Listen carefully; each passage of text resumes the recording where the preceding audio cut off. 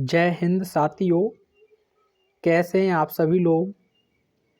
आज मैं आप लोगों के समक्ष इस वीडियो में UP board class 11th English का जो ईयरली एग्ज़ाम क्वेश्चन पेपर है सेशन 2026 के लिए, इसे आप लोगों के समक्ष डिस्कस करने जा रहा हूं। तो एक रियल पेपर है साथियों ये, जिसका पेपर कोड है EF 911। समय आप देख सकते हैं 3 घंटे 15 मिनट और पूर्णांक 100 अंक का है। कुछ आपको निर्देश दिए हैं कि जो शुरुआती 15 मिनट हैं वो आपको क्वेश्चन पेपर रीड करने के लिए दी गई हैं। और यह जो क्वेश्चन पेपर है 4 सेक्शंस में डिवाइड है। Section A, section B, section C और सेक्शन डी।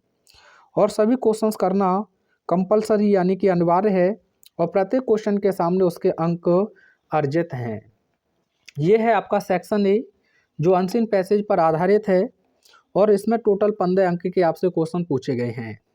काफ़ी इजी है, आप चाहो तो इसका स्क्रीनशॉट लें और आसानी से आप इसे बना सकते हैं। अगर नहीं बन पा रहा है तो आप कमेंट करना, मैं अवश्य इसका सॉल्यूशन आपके सामने अपलोड करूंगा।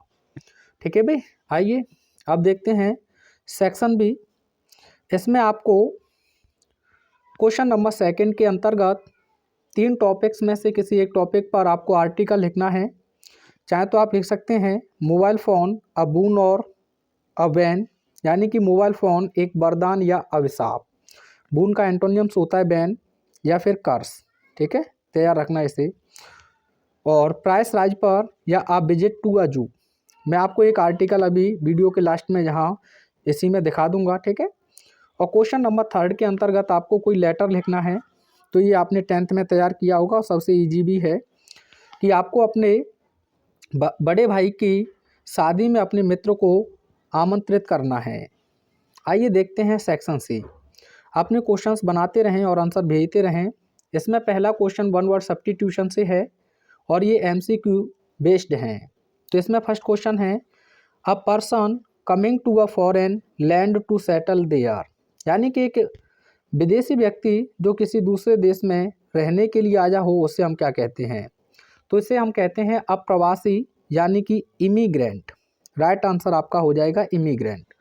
अगर ये ऐसे होता one who leaves his own country to settle another country, तो उसे हम कहते हैं प्रवासी यानी कि एमिग्रेंट। तो यहाँ आपका राइट आंसर हो जाता है क्या, फर्स्ट ऑप्शन। बोर्ड एग्जाम में पूछा भी गया है, ये ध्यान रखेंगे। The phrase fall out means, तो फॉल आउट का मतलब होता है साथियों क्वेरल, यानी कि थर्ड ऑप्शन आपका यहाँ सही होगा। और ये 2025 आपके बोर्ड एग्जाम में पूछा भी गया है। ठीक है भैया। आगे है the सिनोनियम of allow is. Allow का मतलब होता है किसी चीज़ की अनुमति दे देना। तो यहाँ पर्यायवाची पूछा है तो आपका परमिट हो जाएगा।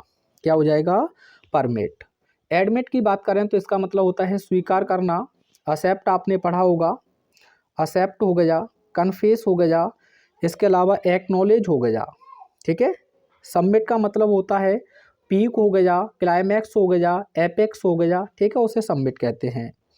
और कमिट तो आप जानते हैं, किसी चीज़ को लेकर कमिटमेंट कर देना, यानी कि दृढ़ संकल्पित एक तरीके से। अगला क्वेश्चन है what is the time in your watch, आपकी घड़ी में क्या समय हुआ है। Which word in this sentence is an error, इस वाक्य के कौन से शब्द में एक गलती है। तो जब भी आप घड़ी के अनुसार समय बताएं तो वहाँ आप बाई का प्रयोग करते हैं। किसका प्रयोग करते हैं, बाई का। और पेपर जानबूझकर आपको इन देता है, लेकिन इसने पूछा है कि कौन सा गलत है। तो जो गलत है वही सही है, क्योंकि पूछा ही गलत है, तो यानी कि यहाँ इन गलत है। ठीक है भैया। आगे देखिएगा the antonym of virtue is, तो वर्चू का मतलब होता है गुण। बोर्ड एग्जाम में पूछा गया है और काफ़ी इंपॉर्टेंट भी है। तो इसका होता है वाइस, यानी कि बुराई। ठीक है, तो यहाँ थर्ड ऑप्शन आपका बिल्कुल सही होगा। क्वेश्चन नंबर 5 के अंतर्गत पहला जो क्वेश्चन है इसमें आपको किसी एक को इनडायरेक्ट में बदलना है।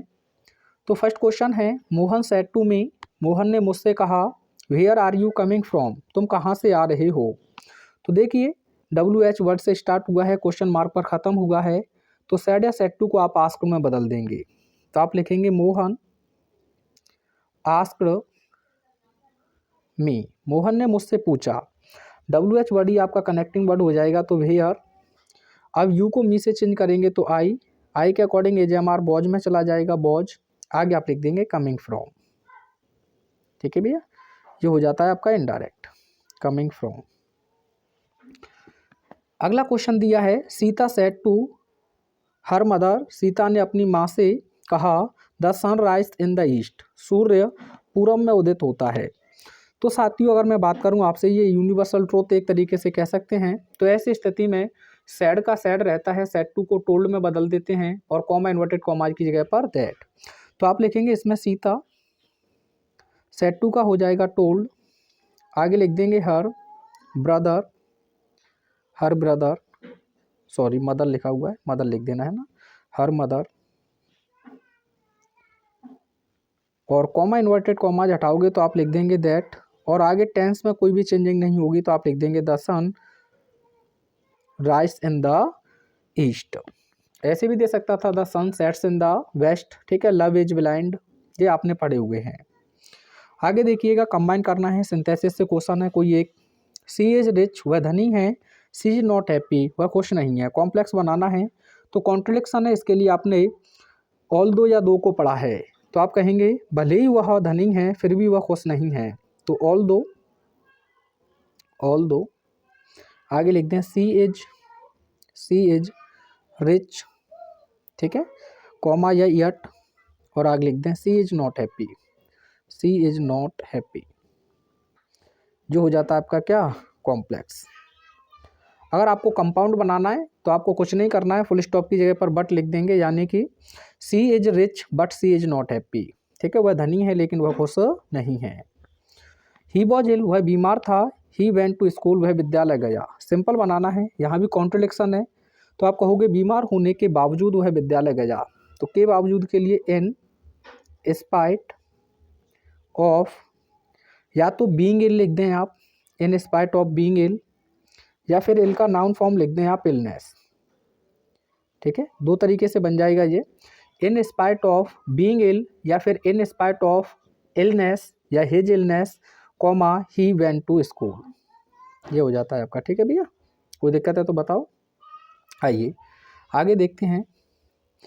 आगे है आपका ट्रांसफॉर्मेशन से कोई एक ही आपको बनाना है। He is more intelligent then any other boys in the class. Any के बाद में सिंगुलर नाउन लिखा जाता है तो पहले तो बॉय होना चाहिए था यहाँ।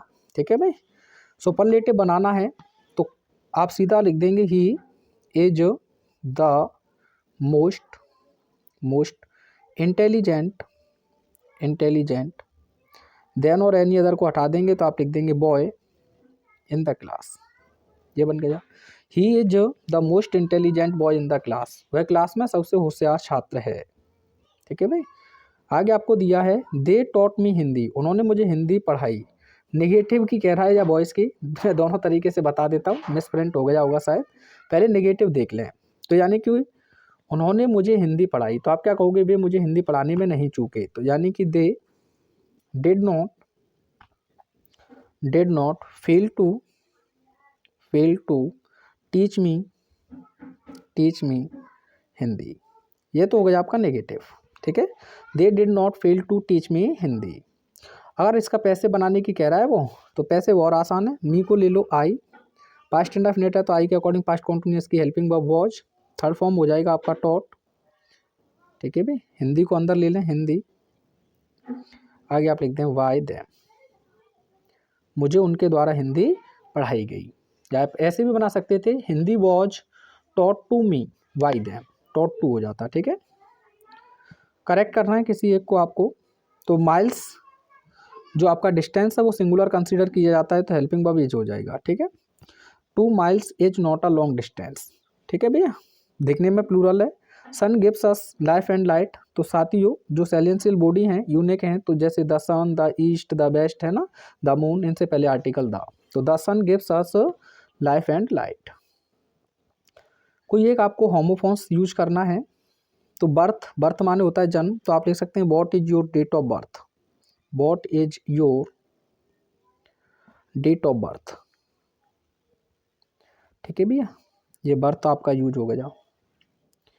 और बर्थ इसका मतलब होता है जहाज या सीट का जहाज या रेलगाड़ी में बैठने का या सोने का स्थान। तो बर्थ के लिए आप लिखेंगे I reserved a first class berth in the Rajdhani express. ठीक है, डाई माने मरना होता है, डाई माने रंगना होता है। पैसेज है ये मैंने कराया हुआ, अगर आप यूट्यूब पे सर्च करेंगे, हमें पालतू और मूक पशुओं की तरह किसी के पीछे नहीं चलना चाहिए। ट्रांसलेट इनटू इंग्लिश वीडियो हमारा मिल जाएगा, आसानी से सीख सकते हैं आप। ये क्वेश्चंस हैं आपके सेक्शन डी से, आई होप आसानी से आप करेंगे। What were the result of CT scan, ये क्वेश्चन आपका पूछा गया है। What do you think are the reasons for the extinction as language, या do you think it is important to preserve language, या laws are never respected nor enforced in India, describe this. ठीक है, या how does the story suggest that of optimism helps to endure the direct stress. तो ठीक देख लेना, ये question हैं आपके। ठीक है भाई, आगे सेंट्रल आइडिया लिखना था आपको कोई एक, the rain, the voice of the rain, या चाइल्डहुड, या फादर टू सन। तो आई होप सारी चीज़ें आपको बहुत अच्छे से क्लियर हुई होंगी। मिलते हैं नेक्स्ट वीडियो में। Thanks for watching.